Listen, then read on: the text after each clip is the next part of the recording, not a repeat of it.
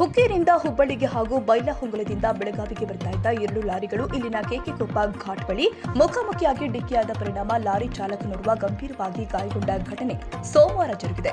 ಗಾಯಗೊಂಡ ಲಾರಿ ಚಾಲಕ ಆಸಿಫ್ ಆಂಧ್ರ ಪ್ರದೇಶದವನು ಅಂತ ತಿಳಿದು ಬಂದಿದೆ. ಕೂಡಲೇ ಆತನನ್ನ ಜಿಲ್ಲಾಸ್ಪತ್ರೆಗೆ ಚಿಕಿತ್ಸೆಗೆ ದಾಖಲಿಸಲಾಗಿದೆ. ಸ್ಥಳಕ್ಕೆ ಹಿರೇಬಾಗೇವಾಡಿ ಪೊಲೀಸರು ಭೇಟಿ ನೀಡಿ ಪರಿಶೀಲನೆ ಮಾಡಿದ್ದಾರೆ.